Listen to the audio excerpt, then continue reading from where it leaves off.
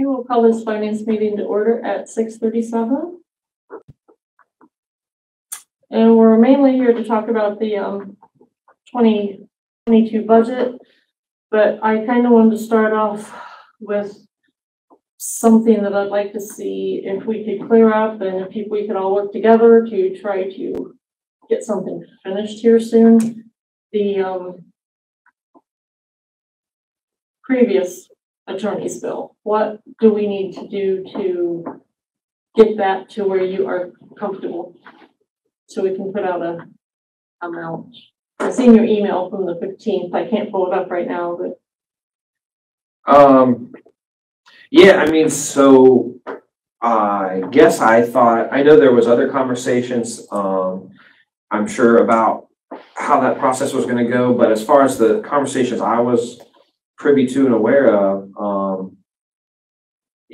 council was going to have to decide whether to have us send that to the Supreme Court arbitration process. I thought we did that at a meeting, but when I read your email, well, maybe we did not. In ordinance is what he's getting at. So an ordinance saying go forth and do. So instead of a verbal go do. Just because it is going to be, I mean, it's going to be a very serious issue that should have documentation. If there's going to be a decision, it needs to be a documented decision. Well, otherwise we're at risk of just Scott or I looking like we just made the decision. And I'm not so sure that at least myself for sure, I'm not so sure I'm empowered to do that. Well, I couldn't find an email from the 15th that had that, but I know you had sent a spreadsheet, but it didn't seem to, I don't know, I guess it didn't. Those were actual bills. I had seen at one point there was a spreadsheet, so I don't know where those came from. There's, in my opinion, there are services on there that he did for the wastewater plant that can probably be verified by our engineer that were done. Then my opinion would be to go ahead and pay them. Although if there's things such as annexation of that property, which I still don't think has been done, like if he's charged us for that, I don't think it should be paid because it hasn't been completed. So it shouldn't be billed for. But other than that, if there's other things that are for that plant that he did work on and is verifiable by the engineer, then I'm okay with paying that amount.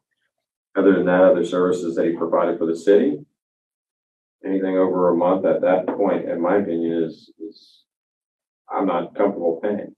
I wasn't here for the last 2 years, so where most of those bills fall. So I'm certainly not going to say, hey, let's pay these, just because with everything that's happened in the last several years, I can't be 100% trusting of it. But I mean, I'm sure he did some of it. That's what I'm saying. Is there? I'm sure he did too, but also he's being compensated very handsomely for his work done on the wastewater plant. So, I mean, but I'm not going to write a blanket check for 6 figures. Oh no, that's that's pretty much what it is. That's what he's asking for. So. Well, unfortunately, I can't pull it up right now. So I don't know what committee that would even go back to. That's kind of a weird one. Well, I mean, I don't know if that's an issue that it has to go to judiciary at that point. But as far as I'm concerned, I don't know. I mean, do you automatically bring an arbitrator in between it? Because if you just compensate him partially and he accepts that, then what's the point of paying an arbitration? You're gonna, if he doesn't accept that and says, well, that's, I want the rest of it, then okay. Then we go to arbitration and we pay for whatever remaining balances that we're saying we're not going to pay. And, which if I'm accurate in this assumption is that we'll pay portion and he will pay portion. So it's money out of his pocket too for, arbitration. So I do remember, didn't you say though that there was a lot of things that you was fairly certain of? There were just, some in there that you really did not know, like the LexisNexis and a couple other things. Is there any way we could just like he had said, make an offer for the things like the sewer. I don't know. A lot of the other things you said he was, pretty sure were done, and then subtract, like we said, the penalties, Right. things maybe that you really can't verify, and just make an ordinance to go with that, and So we he takes it or could, he doesn't. I mean, and maybe there's just a disconnect in how we discuss the issue. The way I would see it is like when you say make an offer, That was just brought up once Right. before, that's why. Right. Oh, and maybe that offer would exclude LexisNexis, let's say, or maybe it wouldn't, I don't know. But those are things that, so, like when you guys pass a budget, you allow and set the staffing ordinance. Council has authorized both the staffing level and the expenditure. So you guys really are gonna have to be the ones that say, we are entering into negotiations, we're putting this in, just like with the labor negotiations, you guys have to vote on all that, you are part of Well, that's what executive I mean, sessions. can we get it ready to bring to full council and they either vote yes or no, and, because we've been tossing this back and forth for what, 6 months? But you guys would have to authorize that. You Well, guys would still okay. have to pen So it. then, all right, so then I'll push forward and if you agree, then this will bring forth in the next, council meeting that we enter in negotiations with Mr. Hunter on his services.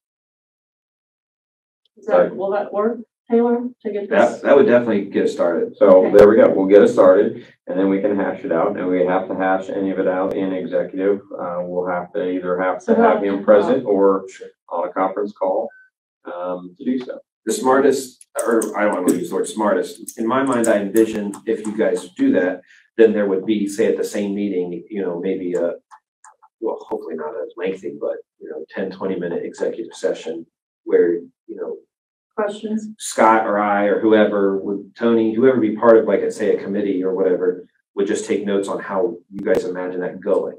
Just like labor negotiations, you guys set the tone at the beginning about what you could accept and couldn't. And then Scott and, the department heads delivered. Yeah, then that's fine. And I think that would have some foundation under it to where everyone would feel much more comfortable. Yeah, so we'll go with that. We'll start the process. Something has to happen. I've already laid out how I feel about the wastewater plant. I agree 100% with Carla that have you paid any of his OPERS for those timeframes? For that timeframe? You haven't paid anything? The OPERS charges have only been paid on checks he's been getting. Okay. So, when the bills were on time and the salary. So of these bills though, if you were to pay these bills, OPERS should have been paid. Okay. Well, should have been, but have not. Have not, right. Okay. So I agree that if OPERS is to be paid on any or all of these fees, we're not responsible for the late fees. Is going to be one of my sticking points there, because that's got to come out of his end, because if he wanted that in there, it should have been presented. It's his contract. He's the one who wrote it. Yeah, you don't keep them for 3 years. So, so he understands the terms of the agreement. So we should not be responsible for that. Sure. So whatever you said that ordinance, get it together or send it to. Send it to Bob and ask Bob to do Mr. it. Toy, and we'll have that for next Monday or 2 Mondays. That'll be the 8th, right? It'd be really nice to get that. Yeah, at least moving. Right. So I just want to clarify, you want me to put the legislation forward to Bob? Apparently. Because you signed up to do that the last time we talked to Bob. The No, committee has. remember, No, I don't remember. I remember the head of the committee talks, well, you would formulate what you wanted to say, and I just forwarded along. well, I don't want to speak about our whole entire executive session right now, but maybe we can go over it later. Whatever you want. I mean, I don't know what you want me to say to Bob. Okay, we'll figure that out. Just pretty much what Taylor said.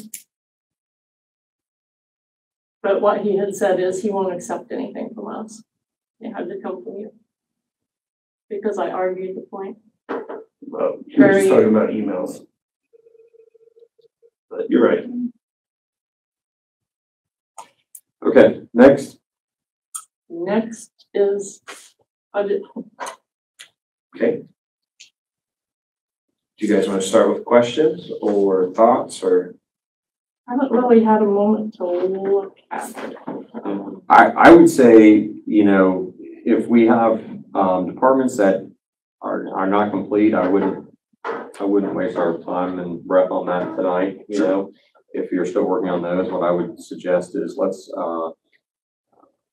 start with departments that are, you know, we think are pretty much buttoned up, and then let's go through them. And if we can knock out the 85% of, you know, what we think is complete, then I think that puts us on a good track for next meeting.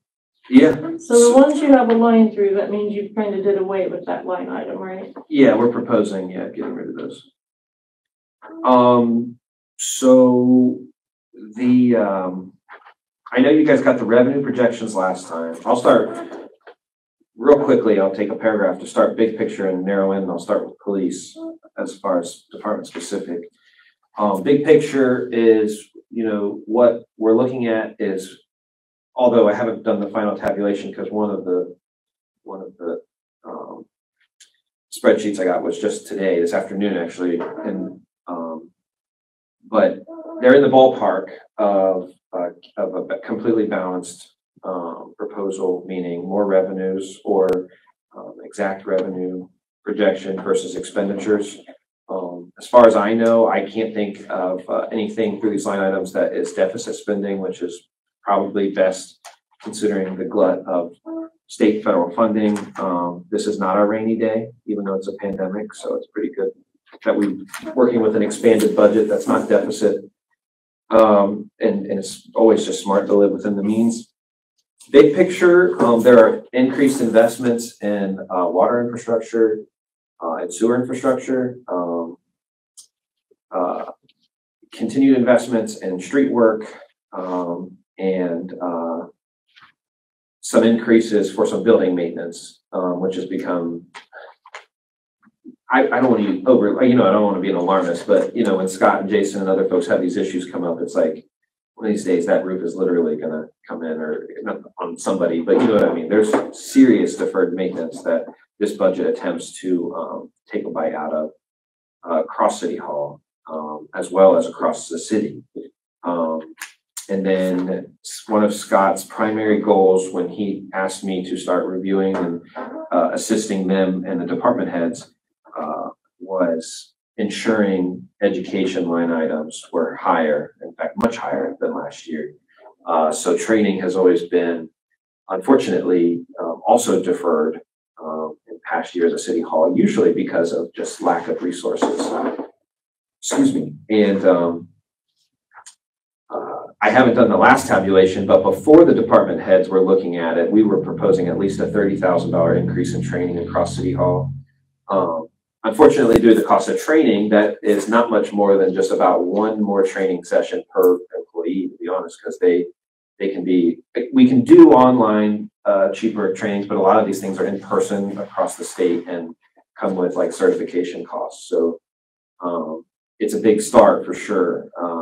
And definitely is one of the city managers and department heads' top priorities. So that's like the big picture changes.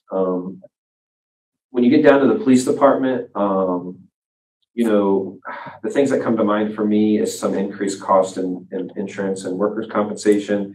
Those are due primarily to, well, unfortunate accidents this past summer, you know, unfortunate fatalities, a tragedy, and some accidents.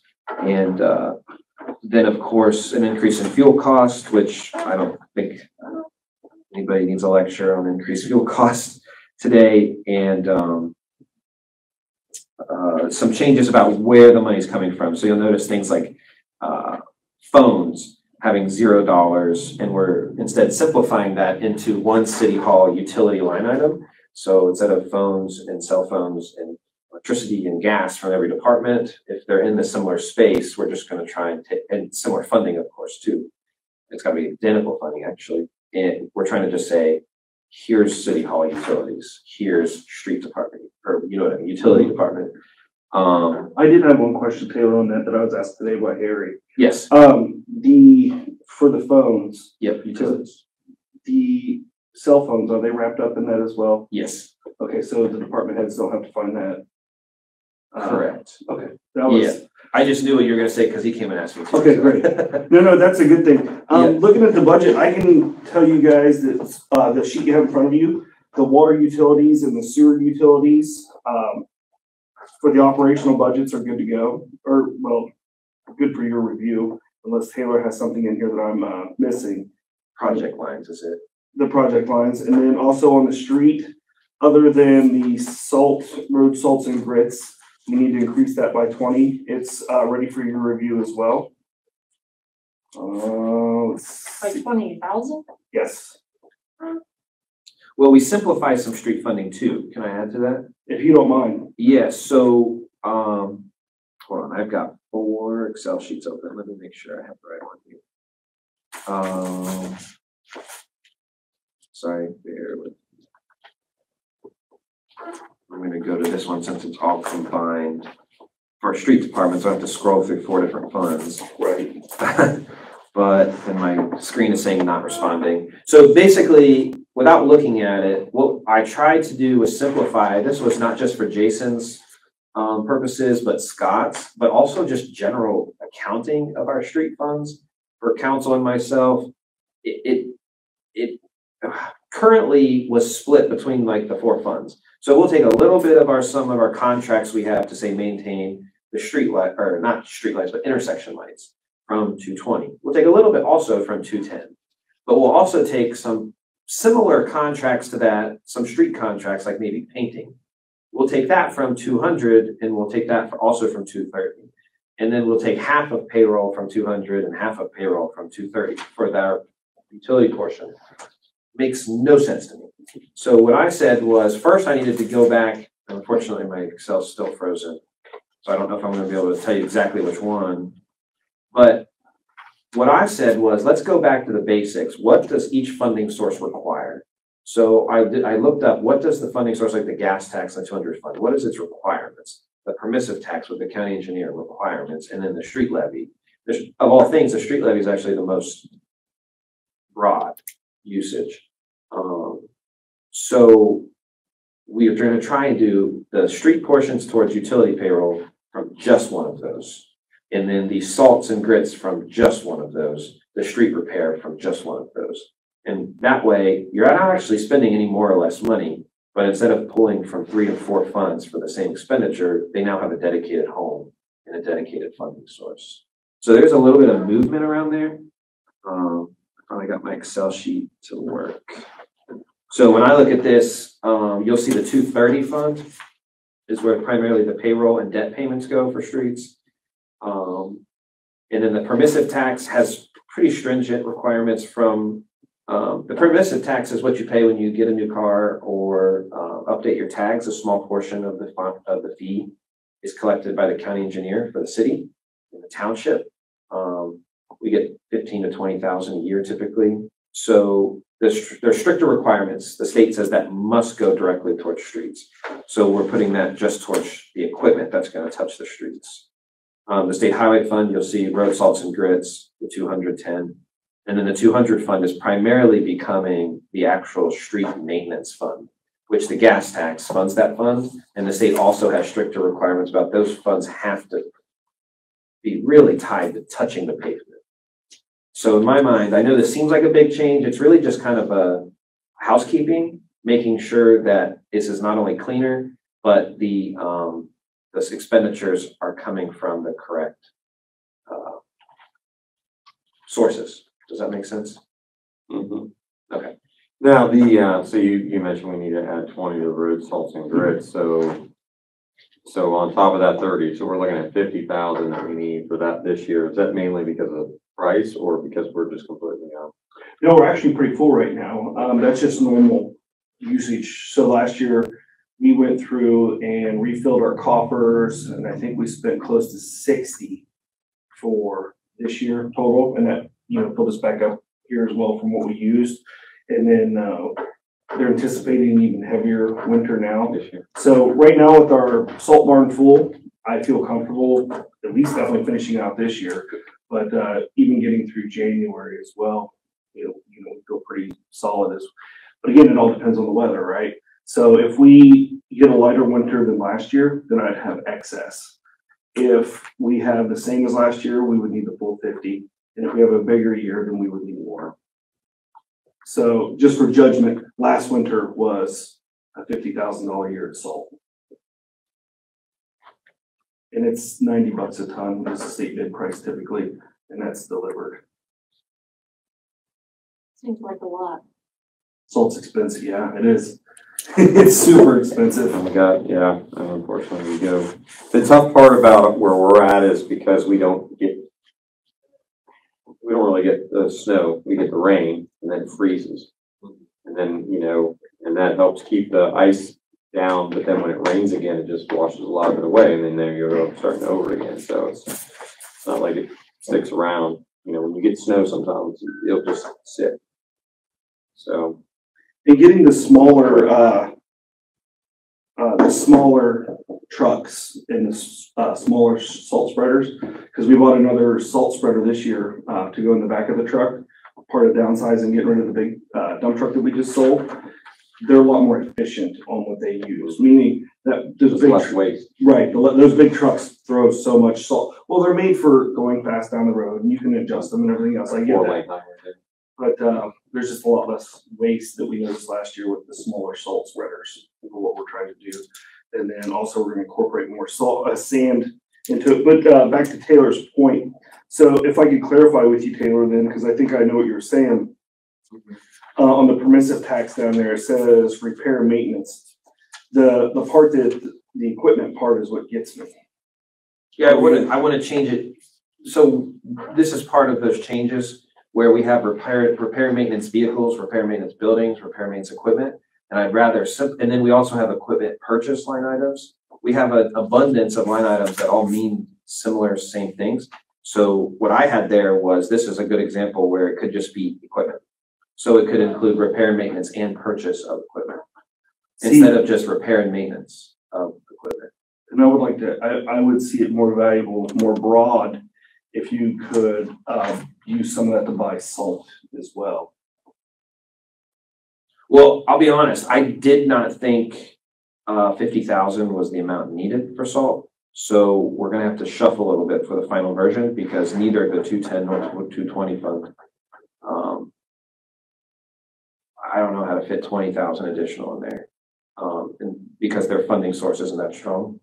So we might have to shuffle down from, say, the 200 fund, which has a dedicated gas tax. Sure. Does that make sense? Yeah, the streets department, though, has never had a real strong funding source. So, I mean, they've always struggled. Yeah, sure. We've always struggled in that department. So almost all of our additional funding that we've been, fortunate in this regard, but has been the state's gas tax when they raised it from 11 to 18. Does that tax go up with the gas price? No, actually, it stays the same. Yeah, it stays the same. About From 11 to 18 and a half, and 50, if I remember right, 50% of that increase would go to the cities where it was collected. Well, you'll be happy to know that I contributed to your permissive tax fund here recently with renewing some licenses. Me too. I did last month. You got a few bucks there. So I guess that throw this back to committee then. If you guys want to gamble on 30 and we wait and see what happens, we're not going to break. I would guess that 30 will get us through the winter plus what we have. And then come summertime, we're going to have to make a decision as far as refilling the coffer. So if we went 30 into the year, we could be okay, depending on the winter, and then if the winter ends up being bad come summertime, then we might have to appropriate some more money. That's probably easier. Yeah, because I don't see a whole lot of places where you could, this is the 200 fund, right?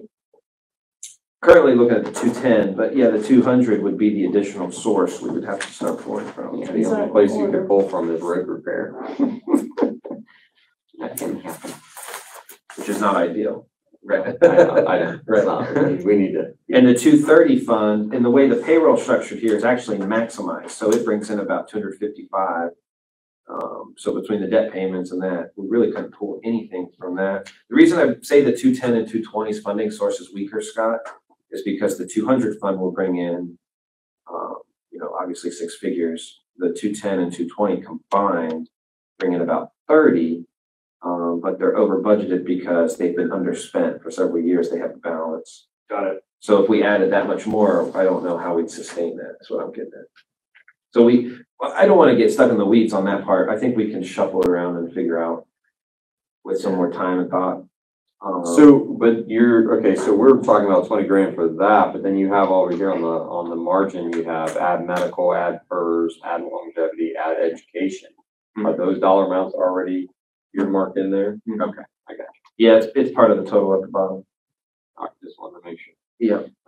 That's just because those funds currently don't have those lines. Right. And that signifies to me I need to actually make the line in the system. Mm-hmm. Okay. So then, Yeah, I would go with 30 for now. so what's operating supplies? Like what falls in it? So that's everything when it comes to the street on, so operating supplies could be buying new brushes for the street sweeper. Operating supplies could be buying, grate of some sort for a storm drain, a grate over top of it. Pretty much everything the guys do to the road, from barricades to, trying to think of some